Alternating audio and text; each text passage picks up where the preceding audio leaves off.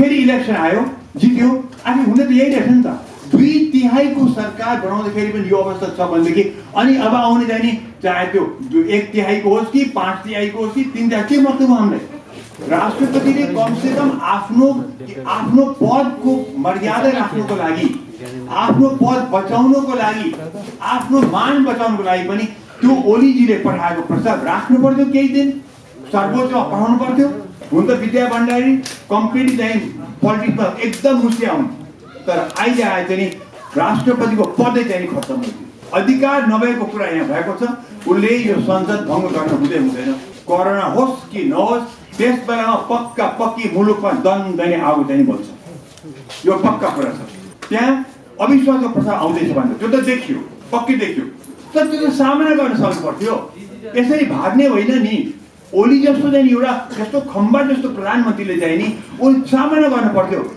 आजको दिनमा संसद विघटन गरेको हुनाले ओली नै दोषी हुन्, तर यो अवस्था निम्ति आउनुमा चाहिँ नि यी सबै पनि दोषी छन्। ओली मेरो उसमा चाहिँ नि माहिर पोलिटिसियन त्यो दिनसम्म कस्तो गजब गरे। प्रचण्डलाई पनि ओहो ओली त अब गले बिते खत्तम भए, म कहाँ चाकरी गर्न आए, बादल कहाँ गए, वामदेवलाई यो आश्वासन दिए, सबैलाई ओ यस्तो चकिर ओली त खत्तम भएछ बिचरा भन्ने अवस्था पुर्याएर भोलिपल्ट सबैको ठ्याक्कै खत्तम गरे। त्यो भन्दा ठुलो चलाकी कुनै हुनै सक्दैन।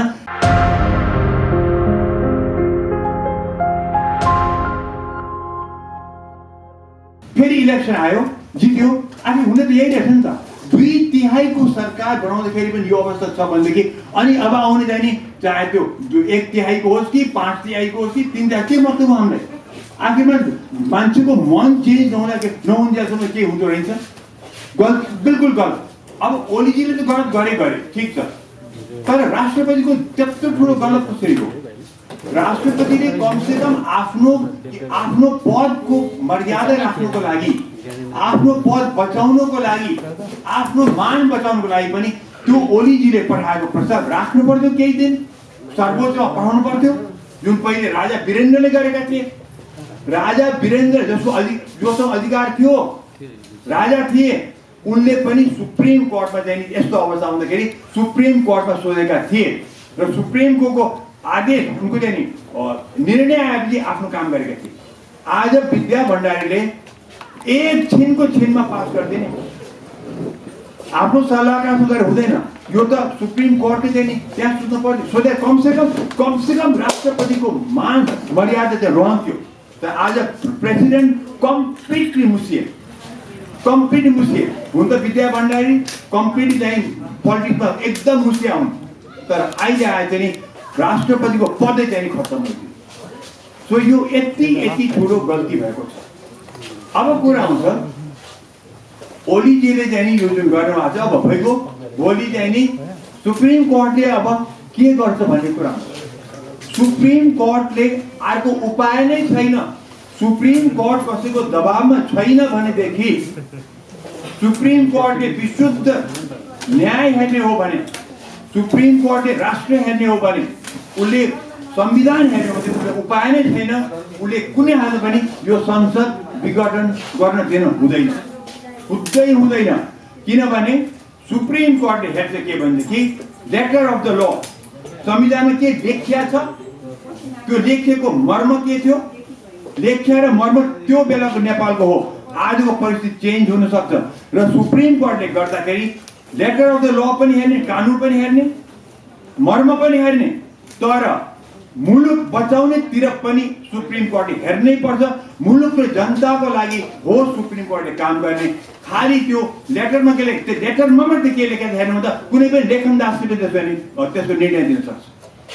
यो मामुली कोर्टको लेखनदासले पनि संविधानमा यो लेखेको छ यही गर्नु भन्छ, तर यो संविधानमा चाहिँ अधिकार छैन। जस्तो सुकै चाहिँ नि तर्क वितर्क दिए पनि यो संविधानमा चाहिँ अधिकार चाहिँ छैन।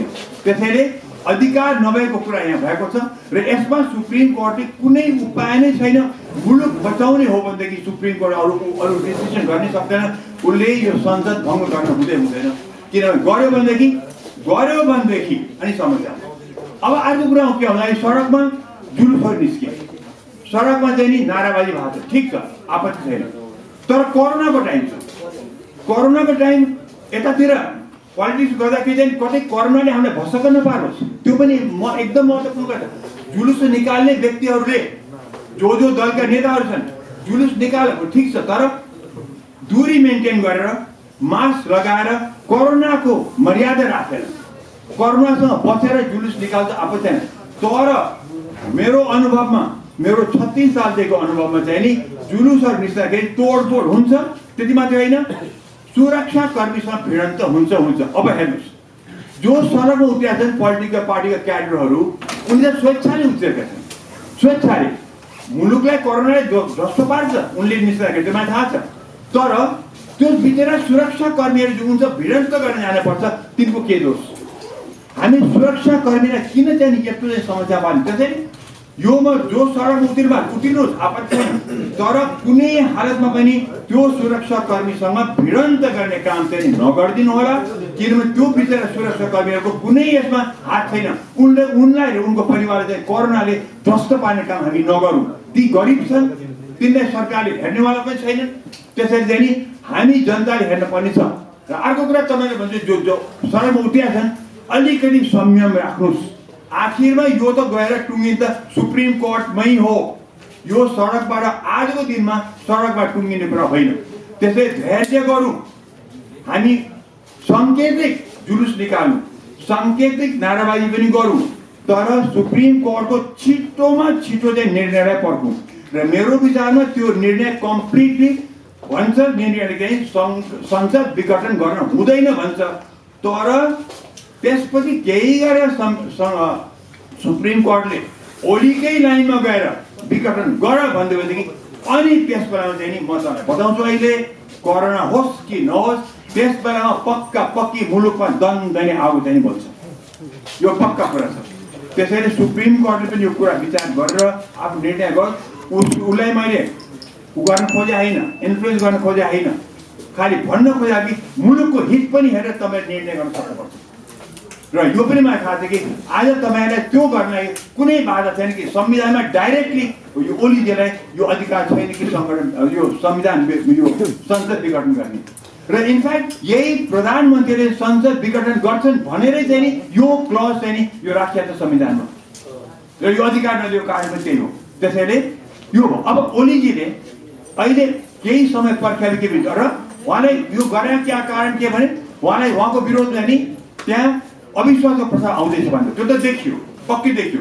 तर त्यो त सामना गर्न सक्नु पर्थ्यो, यसरी भाग्ने होइन नि। ओली जस्तो चाहिँ एउटा जस्तो खम्बा जस्तो प्रधानमन्त्रीले चाहिँ नि ऊ सामना गर्नु पर्थ्यो। र हेर्नुहोस्, संसदमा हार्नु कुनै बेइज्जत हुँदैन, तर अब पार्टीले निष्कासन गर्छ, निष्कासनको दाग लाग्यो त त्यो त ठुलो दाग हो नि त।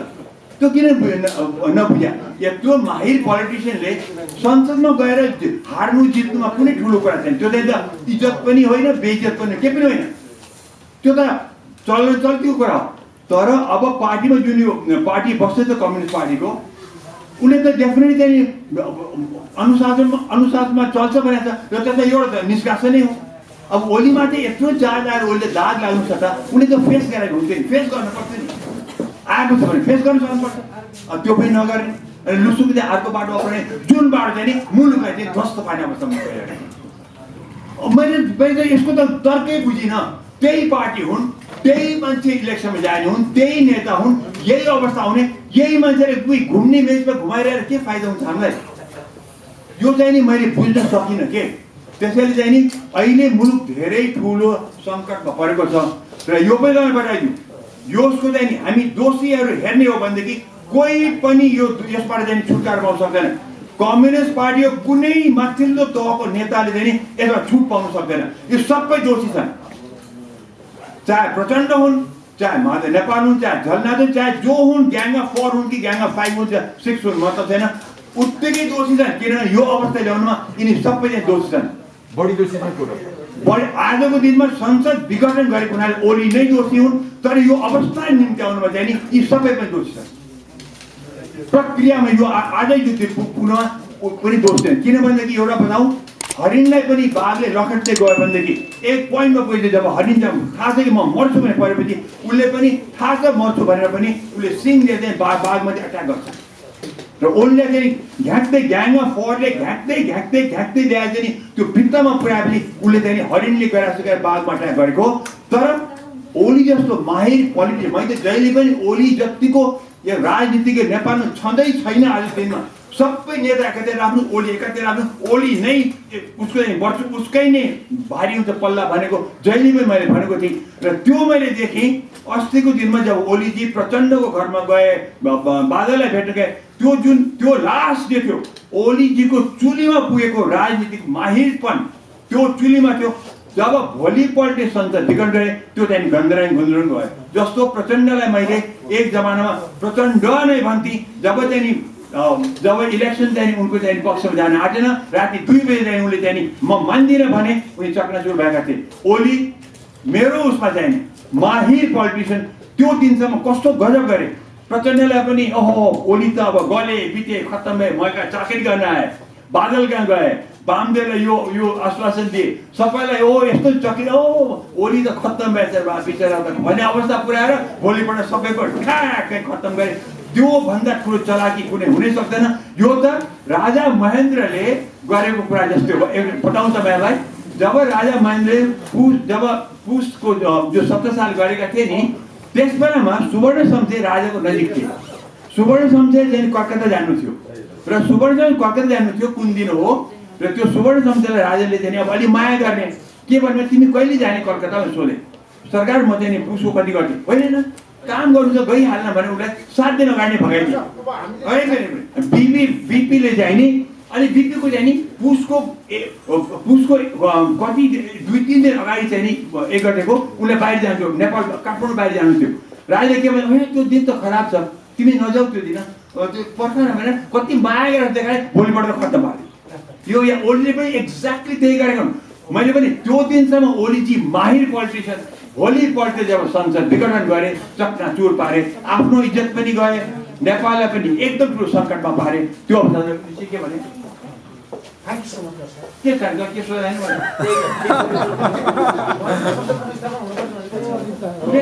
होइन इलेक्सनमा जानै सक्दैन जानै हुँदैन के कुरा गरे भने सुरुमै भन्दिनँ इलेक्सनमा जाने कोरोनाको लागि पैसा म छुटा भ्याक्सिनको लागि कि म अहिले इलेक्सन लड जाउँ म यी पोलिटिसियनलाई यही आउने हुन् चुनिएर यही पार्टी हुन् यही नेता हुन् यही अवस्था हाम्रो घुम्ने मेचमा अन्धो मान्छे भनेर भइसक्यो त। यदि सुप्रिम कोर्टले संसद पुनर्स्थापना गरिदिएन भने के देशमा राजनीतिक सङ्कट उत्पन्न हुन्छ सङ्कटकाल लाग्छ।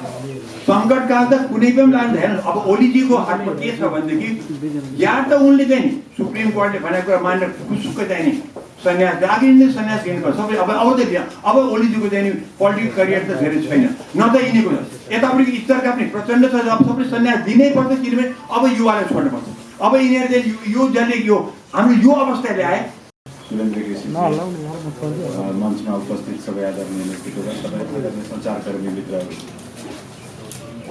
नेपालको संविधानप्रति अहिले हाल गठित जनता समाजवादी पार्टी र यसमा गठित पूर्व पार्टीहरू अर्थात् तत्कालीन अवस्थादेखि नै नेपालको संविधान निर्माण हुँदा हामीलाई जबरजस्ती धपाएर हामीलाई संविधान निर्माण प्रक्रियाबाट बाहिर राखेर जबरजस्ती निर्माण गरिएको यो संविधानमा थुप्रै त्रुटिहरू छन् भन्ने कुरा हामी पहिलेदेखि निवेदन गर्दै आएका थियौँ। संविधानमा धेरै त्रुटि थिए। एकजना मधेसी कार्यकर्ता भएर हेर्दा संविधानमा एक प्रकारको त्रुटि थियो, नेपाली नागरिक भएर हेर्दा संविधानमा अझ त्रुटिहरू देखिन्थ्यो।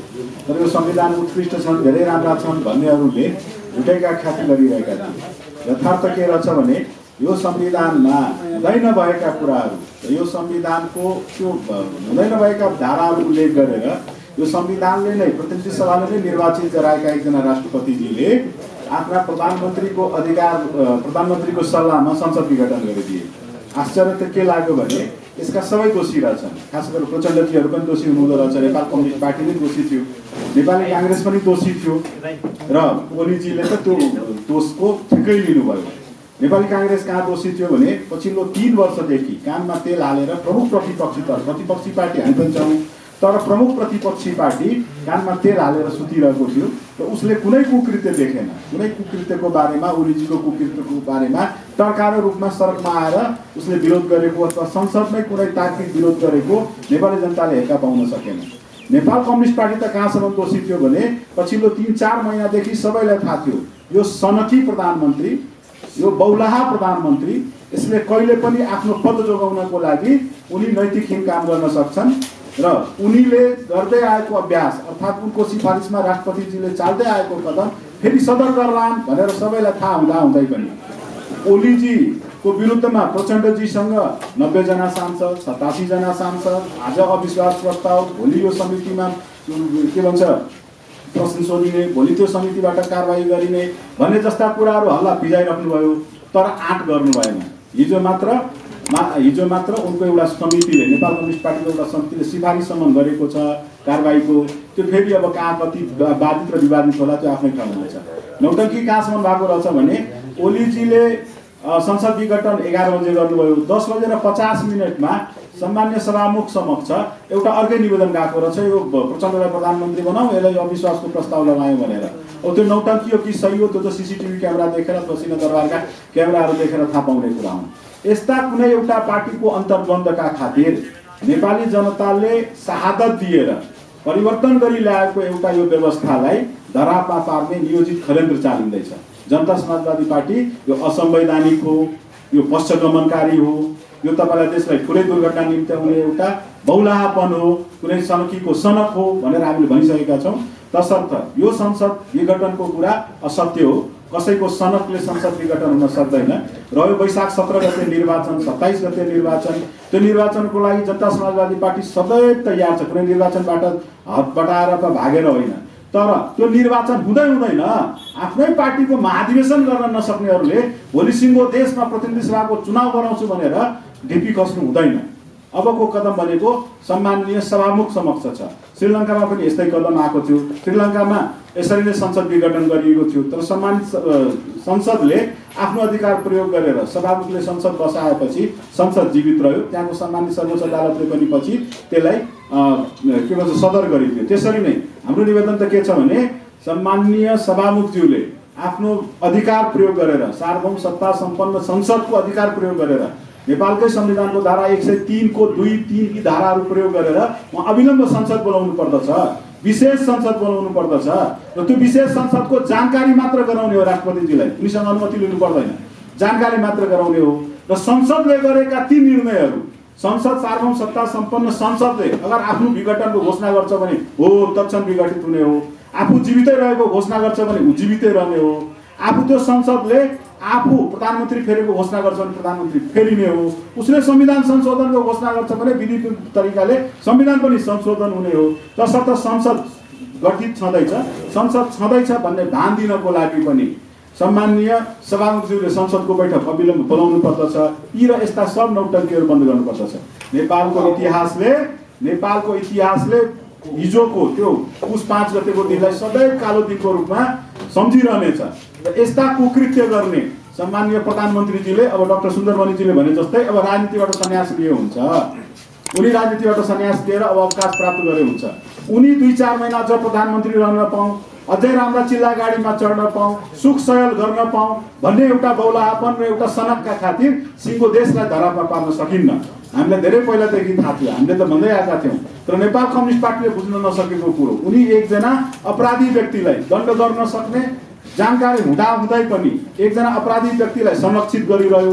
आजसम्म त सबैलाई थाहा के छ भने सिङ्गो नेपालको 2/3 झन्डै 2/3 भएको प्रधानमन्त्रीले पो संसद विघटन गरेको रहेछ, झन्डै 2/3 बहुमत भएको प्रधानमन्त्रीले पो के भन्छ निर्वाचनको मिति घोषणा गरेको रहेछ।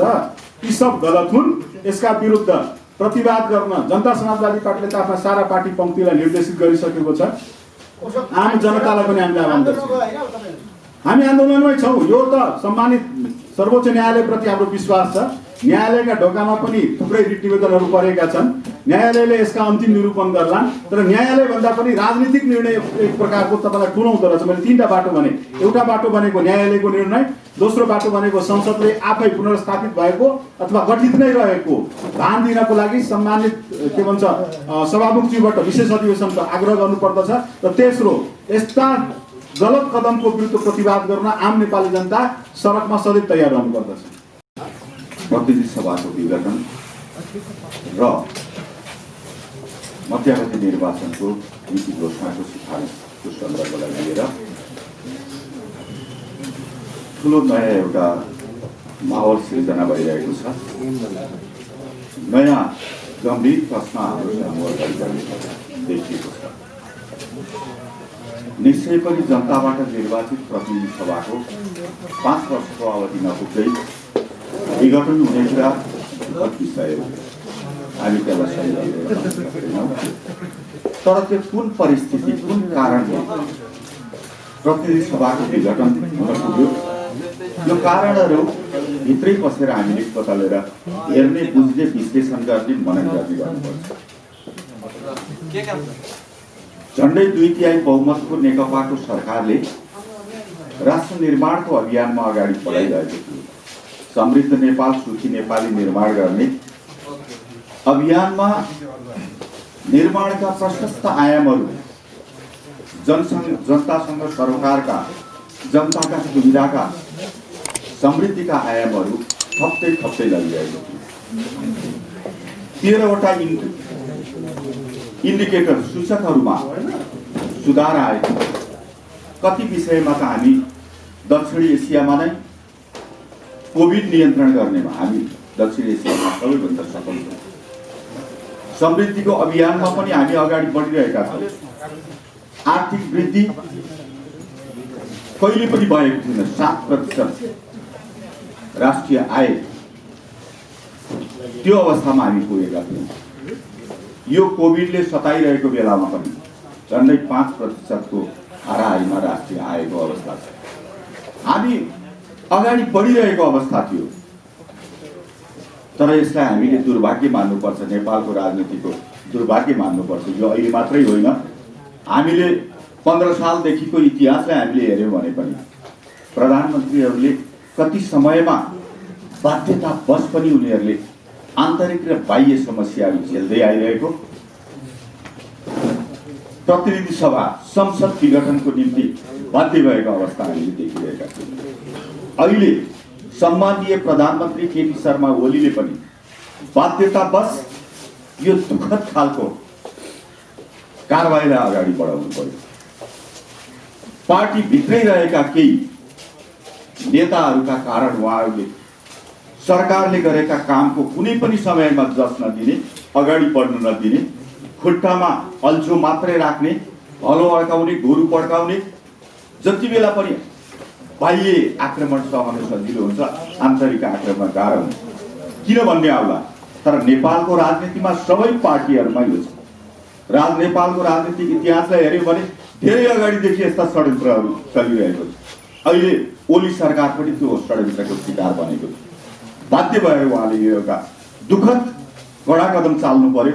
वास्तवमा यो राष्ट्रलाई जोगाउनको लागि, लोकतन्त्रलाई जोगाउनको लागि, सार्वभौम सत्ताको रक्षा गर्नको लागि, विदेशीहरूको सामु नझुक्ने, हाम्रो शिरलाई ठाडो उठाउनको लागि, समृद्धिको अभियानलाई अगाडि बढाउनको लागि यो दुःखद कदमलाई अगाडि चाल्नु बाध्य हुनु पर्यो उहाँले। यदि त्यस्तो नगर्ने हो भने अब योभन्दा पछाडिका सिन करिब कब्जामा जाने, सार्वभौम सत्ताको रक्षा नहुने, कसैको इसारामा खेलमा दौडिने, समृद्धिका अभियानहरूलाई अवरुद्ध पार्ने यो परिस्थिति टड्कार रूपमा देखिएको छ। भोलिको सिलले स्टेप बाई स्टेप ती कुराहरू हामीलाई बताएको छ। कब्जा निरन्तरताको दाउ कसरी खेल्दैछ, त्यसैलाई रोक्नको लागि, लोकतन्त्रलाई बचाउनको लागि, जनतालाई बचाउनको लागि उहाँले यो दुःखद कदम अगाडि बढाउनु भएको।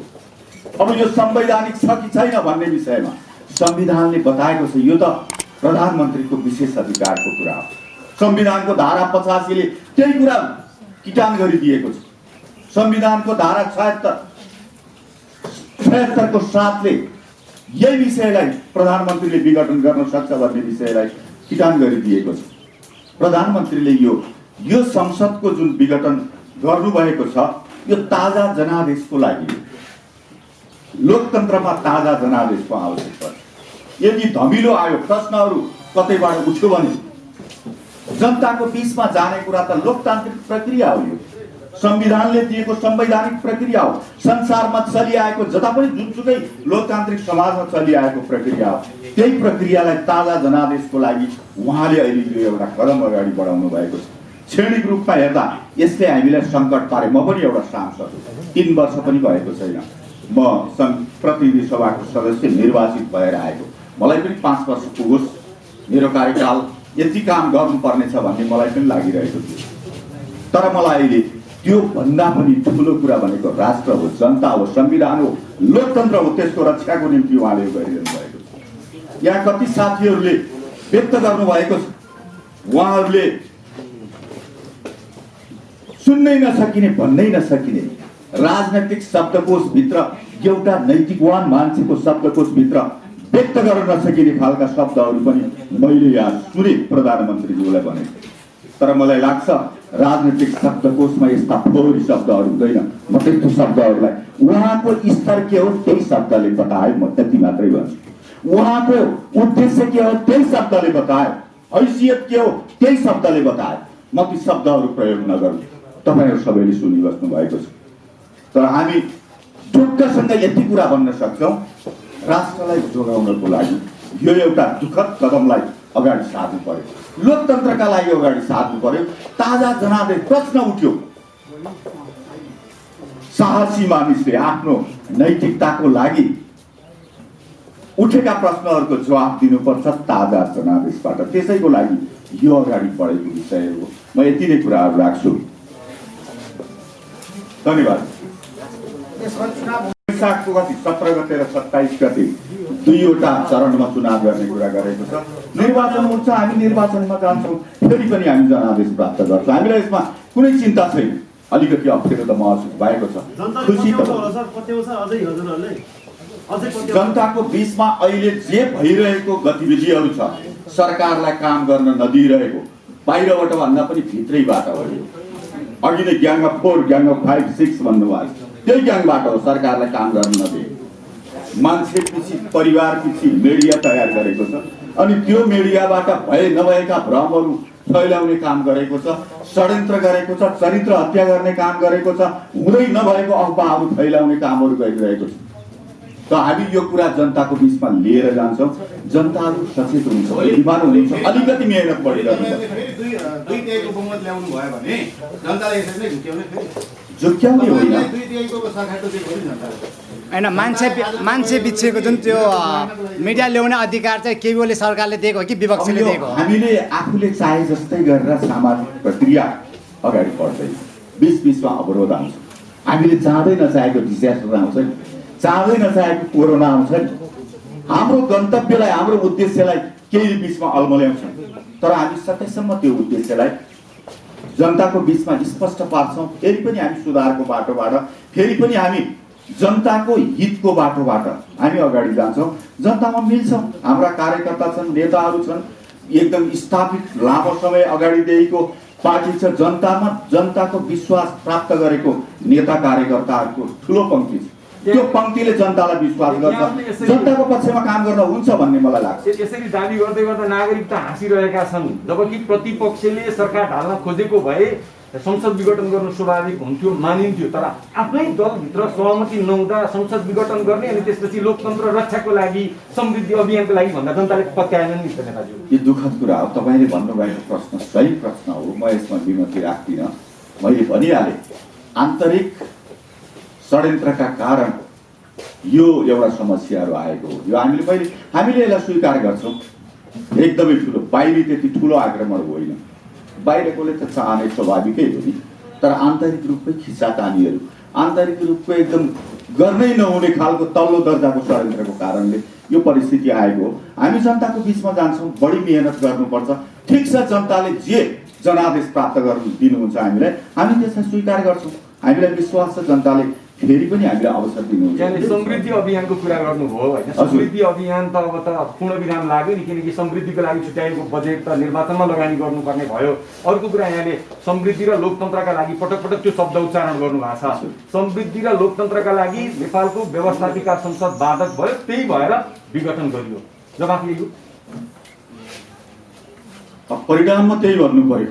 त्यो भित्रको केही चलखेल बाधक भयो नि, गलत खालको क्रियाकलाप बाधक हुन पुग्यो, त्यस्तो हो। अब समृद्धिको अभियान चाहिँ रोकिँदैन, किनभने सरकारले गर्ने जे जति कामहरू छ नि अहिले अगाडि बढाइरहेको सरकारले गरिरहेको ती कामहरू त कुनै कामहरू पनि रोकिँदैन, बजेट कार्यक्रमहरू रोकिँदैन, तिनीहरू सुचारू रूपमा अगाडि जान्छ। चुनावको लागि केही छुट्याउनु पर्ने हुनसक्छ, त्यसको अर्को व्यवस्था गरेर जानुपर्छ। सरकारले सक्छ नि विकास निर्माणको कामहरू रोकिँदैन, कार्यक्रमहरू रोकिँदैन, आयोजना रोकिँदैन। अबको चुनावमा तपाईँहरू एमाले माओवादी भएर जानुहुन्छ कि नेकपै भएर जानुहुन्छ? हामी नेकपा भएर जाने कोसिस गर्छौँ। अझै अबको पनि चुनावमा तपाईँहरूलाई विश्वास छ हामी कोसिस गर्छौँ नेकपा भएर, नेकपा नै भएर हामी निर्वाचनमा जान्छौँ, सूर्य चिन्ह लिएरै हामी निर्वाचनमा जान्छौँ। ठुलो पङ्क्तिले त्यही नेकपालाई जसलाई हामीले नेतृत्व गर्छौँ त्यसैलाई विश्वास गर्नुहुन्छ। हामी यसमा ढुक्क दृढ छौँ, एकदम विश्वासी छौँ हामी यसमा। अब नागरिकसँग भोट माग्न के मुख लिएर जाने? यही मुख लिएर जानु पर्ने लाग्छ होला तपाईँलाई? अलिकति अप्ठ्यारो हुन्छ, हामी गर्दै थियौँ, अप्ठ्यारो हो, फेरि तपाईँहरूको अगाडि आयो भनिहाल्यो नि। हामी भएका सबै विषयलाई हामी प्रष्ट रूपमा जनताको बिचमा राखिदिनु, के कुरा लुक्याउनु पर्छ? तपाईँहरूले मिडिया मार्फत धेरै कुरा बाहिर लगिदिनु भएको छ, राम्रो काम गर्नुभएको छ। हामी हो भनेर जान्छौँ। अब हामी सुधारको, हिजो हामी झुक्क्यौँ, सकियौँ, फस्यौँ, अब हामी फस्दैनौँ। हामीलाई कसैले पनि षड्यन्त्रबाट हामीलाई भुलाउन सक्दैन। हामी भन्छौँ तपाईँहरूको लागि जनताको निम्ति, जनताको हित अधिकार सुविधाको निम्ति काम गर्छौँ। नेपाली नागरिकलाई प्रयोगशाला बनाउन सक्छ। प्रयोगशाला होइन, अब काम गर्दै जाने हो। Thank you.